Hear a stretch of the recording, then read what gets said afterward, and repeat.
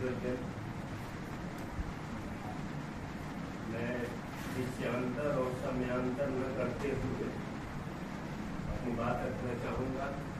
मैं तो खुद ही आज विद्वत शाह का वक्तव्य सुनने के लिए आया और इस वक्तव्य के माध्यम से जो सीखना भी चाह रहा था नई बात, और इसको सम्यक समीक्षा न मानकर इस चर्चा क्रम में एक चर्चा ही मान लिया जाए।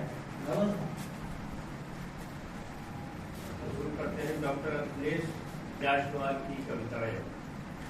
डॉक्टर अखिलेश जायसवाल की 6 प्रतिनिधि कविताओं को कई बार बोलकर पढ़ा और मौन होकर सुना। यह बोलने और सुनने से कवि के भीतर का दृश्य पटल पर साकार होने लगा। वह दृश्य विशाल है और विविध है, उसकी विविधता विशाल है, उसकी विशालता व्यापक है, उसकी व्यापकता विशिष्ट है, उसकी विशिष्टता संश्लिष्ट है, उसकी संश्लिष्टता संवादी है, उसका संवाद संवेदनशील है, उसकी संवेदना शक्ति है, उसकी संवेदना शक्ति काव्य की कड़ी है। उस कड़ी को कवि ने कसकर पकड़ा है, उसकी पकड़ ने शब्दों से विचारों को सजाया है और विचारों ने शब्दों की सवारी की है। इस प्रक्रिया में जो द्वंद्व पैदा हुआ वह अव्वल है। लता को सुनते हुए सुरों का सेतु बन जाता। यह सेतु लता और श्रोता के बीच का है। लता को सुनते हुए सुरों का सेतु बन जाता है। यह सेतु लता और श्रोता के बीच का है। यह सेतु दृश्यमान नहीं है। यह सेतु इस सेतु के दो और दृश्य छोर और भी है जिसे कवि देख सकता है। कविता को सुनते हुए कवि के स्तर पर उतर जाने वाले को पाठक और श्रोता भी देख सकते हैं। और चिकित्सा शास्त्र की भाषा में गजचर्म की इस महामारी के दौर में अपनी संवेदना को बचाकर रखने वाले दूसरे लोग भी देख सकते हैं। सुरों के सेतु के वे दो अदृश्य छोर क्या है जिसे कवि ने देखा? वे अदृश्य छोर शोर और शांति का है, शब्द और निशब्द का है, आलाप और मौन का है। शोर की अंतिम परिणति शांति है और शांति अंततः शोर में विश्रांति पाती है। यह सेतु निश्चय ही एक चुनौती है। चुनौती क्या है? चुनौती है शोर में व्यक्ति का व्यक्तित्व उठना।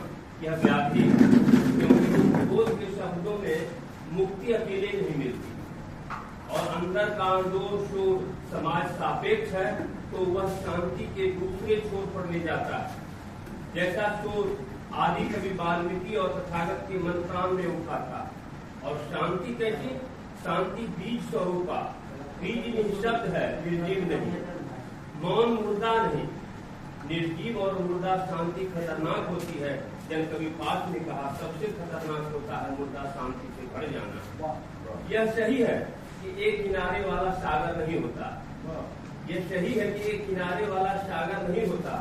यह रहस्य नहीं, द्वंद्व है अथवा द्वंद्व भरा रहस्य है। यही द्वंद्व सृष्टि का उत्स है। यही द्वंद्व सृष्टि का उत्स है। लता को सुनते हुए सही सोचता है कवि, मैं इस पार हूँ या उस पार, मैं यही कहीं हूँ या हर कहीं। एक द्वंद्व उभर आता है, उस द्वंद्व को हमारा प्रणाम। दूसरी कक्षा पीपल की जड़ें वही है जिसकी विशाल जमीन पर सुरों के सेतु के 2 पाए समे हैं, लेकिन बहुत गहरी है उसकी सामाजिक जड़ें जो जाती है जनपदों के पांवों तक और भरती है उनमें पुरखों की परंपराओं की धमक। तो पुरखों की परंपरा क्या है जिसे कवि ने पहचाना है? पुरखों की परंपरा में पीपल, अलगू और जुम्मन की खानदानी रंजिशों की गांठ पलक झपकते सुलझाई है। उसकी बूढ़ी कांपती उंगलियों ने और पोछा है बिलखती खालाओं के आंसू। यही पुरखों की परंपरा है। यही पुरखों की परंपरा है जिसे कवि ने बिल्कुल सही पहचाना है। यही सनातन है क्योंकि सही है, क्योंकि सामासिक है, जिसे हमारे कल्चर ने बनाया है। इससे अलग किसी सनातन धर्म को याद करना पुरखों की पुख्ता परंपरा के बरक्स विरोधाभासी होगा। गौर करेंगे, इससे अलग किसी सनातन धर्म को याद करना पुरखों की पुख्ता परंपरा के बरक्स विरोधाभासी होगा। शंकर विस्फाई है, पीपल भी विस्फाई है, उसका विश्वानुसार भी वैसी है। वह तात्विक रूप से अलगू और जुम्मन में भेद नहीं करता। वह तात्विक रूप से अलगू और जुम्मन में भेद नहीं करता। इसलिए हमारे पूर्वों ने ऐसी सामासिक और समावेशी परंपरा विकसित की। शब्द कभी मरते नहीं, दूसरी कविता का शीर्षक है। इसलिए शब्द पर सवार विचार नहीं मरते।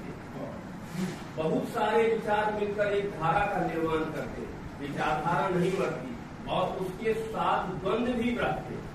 निर्द्वंद कुछ नहीं होता। विचारधारा नहीं मरती और उसके साथ द्वंद्व भी रखते। निर्द्वंद कुछ नहीं होता। द्वंद्व शब्दों को मरने से बचाते हैं। द्वंद्व शब्दों को मरने से बचाते हैं और संवेदना उन शब्दों में ऊर्जा और प्रेरणा भरती है। नाक और ओठ बंद एक आंख के आंसू और लाली को दूसरे से लाख छुपाए, पर संवेदना की वेदना विदित हो ही जाती है। संवेदना शून्य तो शब्द निस्तेज हो जाते हैं। आज शाश्वत संवेदना पर हमले जुमले हो रहे हैं, कभी चिकित्सक भी हैं। आज शाश्वत संवेदना पर हमले जुमले हो रहे हैं, कभी चिकित्सक भी हैं। इस बात को हर कोई जानता है। वे बेहतर जानते हैं कि शल्य चिकित्सा के पहले अस्थायी रूप से कष्टी को संवेदना शून्य किया जाता है।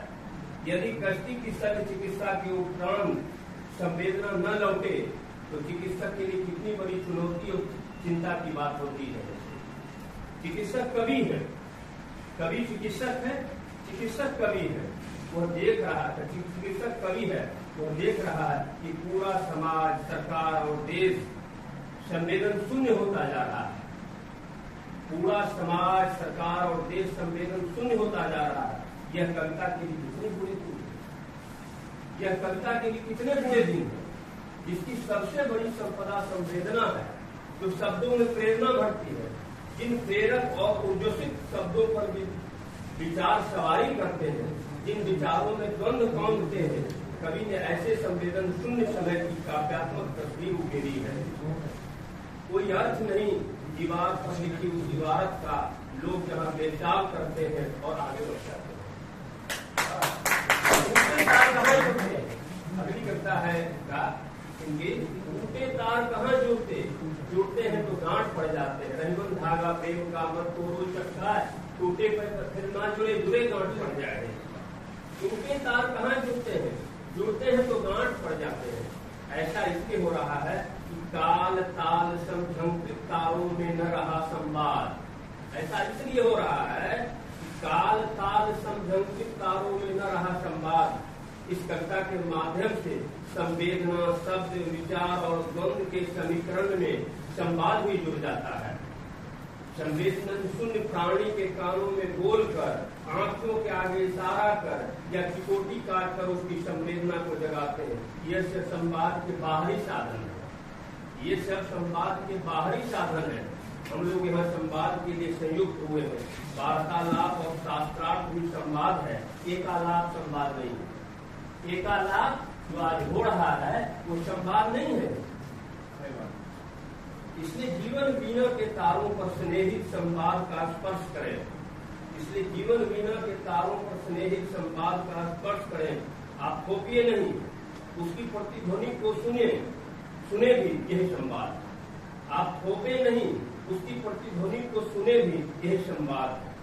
गमले में आदमी, अगली कविता का शीर्षक पीपल शीर्षक कविता का ही क्लोन या बोनसाई या शब्दांतर है। गमले में आदमी पीपल शीर्षक कविता का ही क्लोन या बोनसाई या शब्दांतर है। यूं डॉक्टर अखिलेश कुमार जायसवाल जी यशस्वी कवि की सभी कविताएं बड़ी पृष्ठभूमि पर रची गई शब्दांतर ही है। मेरा मानना है कि डॉक्टर अखिलेश कुमार जायसवाल जी यशस्वी कवि की सभी कविताएं बड़ी पृष्ठभूमि पर रची गई शब्दांतर ही है, पर वे पृथक वजूद लिए आस्वाद का अंतर प्रस्तुत करती हैं। वे पृथक वजूद लिए आस्वाद का अंतर प्रस्तुत करती हैं। ये बड़ी बात है, ये कोई आसान बात नहीं है, बड़ी बात है। मेरा मानना है ये बड़ी बात है। कवि में भटकाव नहीं है, विरोधाभासी प्रवृत्तियां न्यून है। गमले का आदमी एक आलाप करता है, गमले का आदमी एकालाप करता है, संवाद नहीं।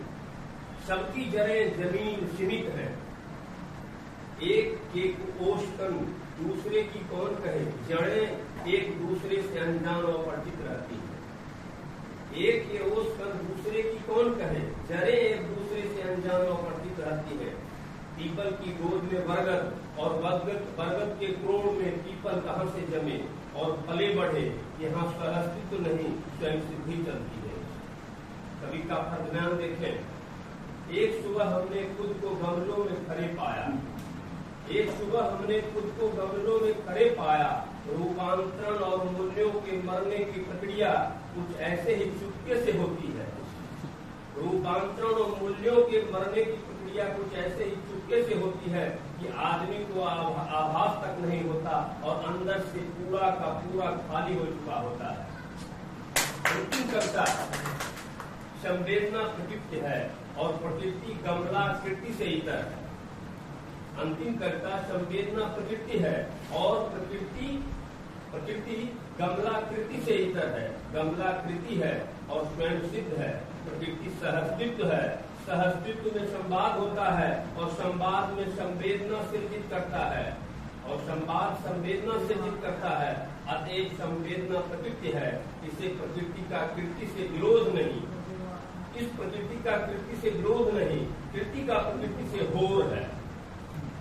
इस प्रकृति का कृति से विरोध नहीं, कृति का प्रकृति से होर है। इस होर ने संवेदना को हराया, इस होर ने संवेदना को हरा है। कवि कहता है अंततः एक ही सत्य निशेष रहता है, वह है तरल संवेदना। अंततः एक ही सत्य निशेष रहता है, वह है तरल संवेदना। अंततः कवि के कृतित्व की अपार संभावनाओं की कामना करते हुए चर्चा समाप्त करना चाहेंगे कि संवेदना सहअस्तित्व से उत्सर्जित होता है और सहअस्तित्व संवाद सिखाता है। संवाद शब्दों में प्रेरणा भरते हैं और शब्द विचार के वाहक होते हैं। विचारों में द्वंद्व होते हैं और द्वंद्व प्रकृति की प्रवृत्ति होती है।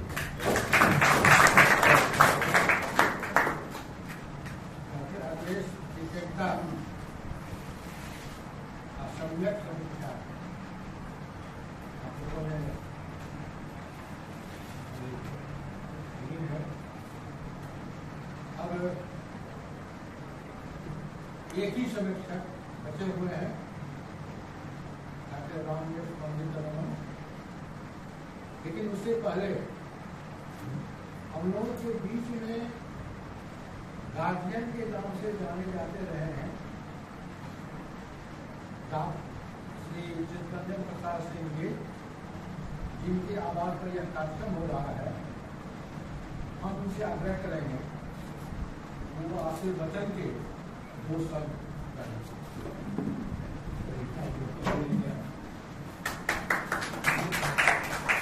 सभापति जी, मित्रों, साहित्य के युवा रखने वाले बंधुओं, उनको जब डॉक्टर अखिलेश ने आके कहा हम यहाँ एक कलकत्ता पार करना चाहते हैं, तो बड़ी प्रशंसा हुई इस नौजवान की खुशी, क्योंकि कई कविता हम पहले भी सुन चुके थे। और इससे एक आत्मीयता है। इनकी पत्नी और हमारी पत्नी भी वही आमेरी कॉलेज में लेक्चरर थी। तो जब आए तो हमने कहा कि भैया तो जगह हमारे पास है, जहाँ भी आप चाहे कर सकते हैं, तो कहीं है। मैं उनको उनका उत्साह वर्धन करना चाह रहा था। आज भी मैं यही बात कर रहा हूँ। आज समाज की स्थितियों पर इन्होंने बहुत प्रकाश डाला है, मैं उसके बारे में बताना चाहता है। मैं भी कहीं कहीं राजनीति से जुड़ा हुआ हूँ, लेकिन संवेदन शून्य समाज अब होते जा रहा है। संवेदना मरती जा रही है। आखिर इसको कौन जगाए? जो सामाजिक परिस्थितियां उत्पन्न हो रही है, मेरी बड़ा विकासी बड़ा जवाहरलाल जी के समय से लेकर इंदिरा जी और नीतीश जी और जॉर्ज नीतीश के कहने पर भी समता पार्टी में आया। लेकिन मैं जो देख रहा हूँ उससे बड़ी घृणा हो, और फिर घृणा किससे करे? संपूर्ण समाज की स्थिति शून्यतापूर्ण होने जा रही है। आखिर आपके जैसा नौजवान इन बातों को अगर नहीं उठाएगा, नहीं करेगा, हमारा और मर जाएगा।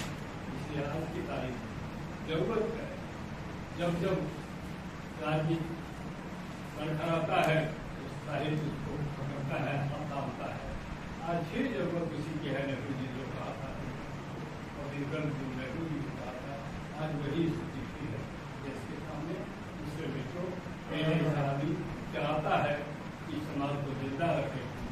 यह समाज रहेगा तभी हम रहेंगे, यह समाज नहीं रहेगा न हम रहेंगे, आप रहेगा, या कभी रहेगा न लेखक रहेगा, या किसी समुदाय के आदमी रहेंगे।